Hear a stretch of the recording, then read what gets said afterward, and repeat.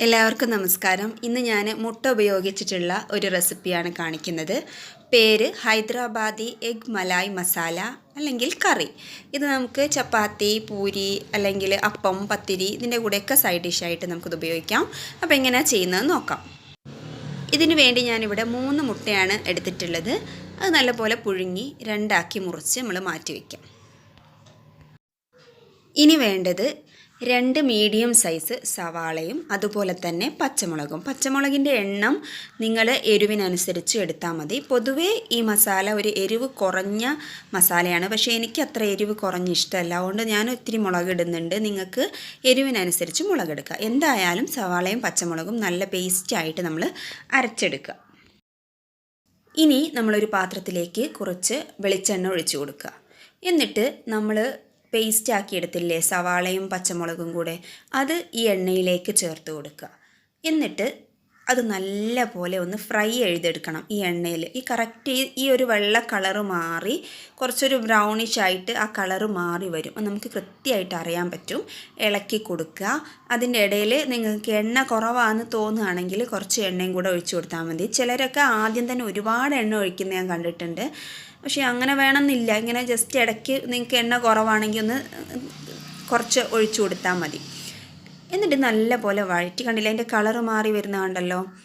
ഇനി നന്നായിട്ടൊന്ന് വഴന്നിട്ട് നമ്മൾ അതിലേക്ക് 1 ടീസ്പൂണ് ഇഞ്ചി വെളുത്തുള്ളി ചതച്ചത് ചേർത്ത് കൊടുക്കുക. എന്നിട്ട് അതും നല്ല പോലെ ഇളക്കി ഇതിലേക്ക് യോജിപ്പിച്ച് എടുക്കുക. ഇനി ചേർക്കേണ്ടത് നല്ല ജീരകം പൊടിച്ചത് 1/2 ടീസ്പൂണ് ചേർത്ത് കൊടുക്കുക. ഇനി 1/4 ടീസ്പൂൺ മഞ്ഞൾപ്പൊടി ചേർത്ത് കൊടുക്കുക. അതും നല്ല പോലെ വഴറ്റുക. ഇനി അതിലേക്ക് 1/2 ടീസ്പൂൺ കുരുമുളകിൻ്റെ പൊടി ചേർത്ത് അതും നല്ല പോലെ വഴറ്റിയിട്ട് 1-1.5 ടീസ്പൂണ് മല്ലിപ്പൊടിയും കൂടെ ചേർത്ത് കൊടുക്കുക. ഇതെല്ലാം ചേർത്ത് നന്നായിട്ടൊന്ന് വഴറ്റിയെടുക്കണം. അപ്പോൾ നല്ല ജീരകം, കുരുമുളക്, മഞ്ഞൾ, മഞ്ഞൾ ചേർക്കുന്നത് ജസ്റ്റ് ഒരു കളറിന് വേണ്ടിയിട്ടാണ്. ഇതൊക്കെ വഴന്നതിന് ശേഷം ഇതിലേക്ക് നമ്മൾ 1 കപ്പ് പാല് ചേർത്ത് കൊടുക്കുക.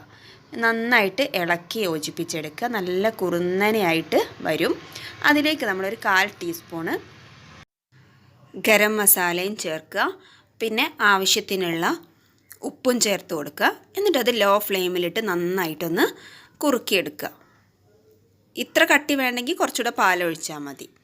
ഇനി ഇത് നല്ല പോലെ ഒന്ന് വഴന്നിട്ട് നമ്മൾ പുഴുങ്ങി വെച്ചിട്ടുള്ള മുട്ട ഇട്ട് കൊടുക്കുക. ആദ്യം ഇങ്ങനെ കമഴ്ത്തി ഇട്ട് കൊടുക്കുക. ഒരു 5 മിനിറ്റ് നേരം അങ്ങനെ കിടക്കട്ടെ. ഒന്ന് മസാലയ്ക്ക് ഒന്ന് പിടിക്കാൻ വേണ്ടിയിട്ടാണ്. എന്നിട്ട് പിന്നെ നമ്മളിതൊക്കെ ഒന്ന് തിരിച്ചു കൂട്ട് കൊടുക്കുക. ഇങ്ങനെ ഒരു 5 മിനിറ്റ് നേരം വേവട്ടെ. ഒക്കെ ലോ ഫ്ലെയിമിലിട്ട് ചെയ്താൽ മതി, അടി പിടിക്കും, ശ്രദ്ധിക്കുക. എന്നിട്ട് പിന്നെ നമ്മൾ ചേർത്ത് കൊടുക്കേണ്ടതാണ് മല്ലിയില. ഈ മല്ലിയിലയും ചേർത്ത് നല്ല പോലെ ഇളക്കി യോജിപ്പിച്ചെടുത്താൽ നമ്മുടെ മസാല റെഡിയായി കഴിഞ്ഞു. ഇത് എല്ലാ ഐറ്റം ഭക്ഷണത്തിൻ്റെ കൂടെയും ടേസ്റ്റാണ്. എല്ലാവരും ട്രൈ ചെയ്ത് നോക്കുക. ഇതിൽ പ്രധാനമായിട്ട് നിങ്ങൾ ശ്രദ്ധിക്കേണ്ടത് ആദ്യത്തെ ആ ഒരു സവാള പച്ചമുളക് പേസ്റ്റ് ആക്കിയിട്ടുള്ള വഴറ്റിയെടുക്കലാണ്. അത് നല്ല പോലെ ഫ്രൈ ആയി കളറ് മാറി വരണം, എന്നാലേ കറി ടേസ്റ്റ് ഉണ്ടാവുള്ളൂ. പിന്നെ പച്ചമുളക് ഞാൻ പറഞ്ഞല്ലോ എരിവിനനുസരിച്ച് ചേർത്താൽ മതി.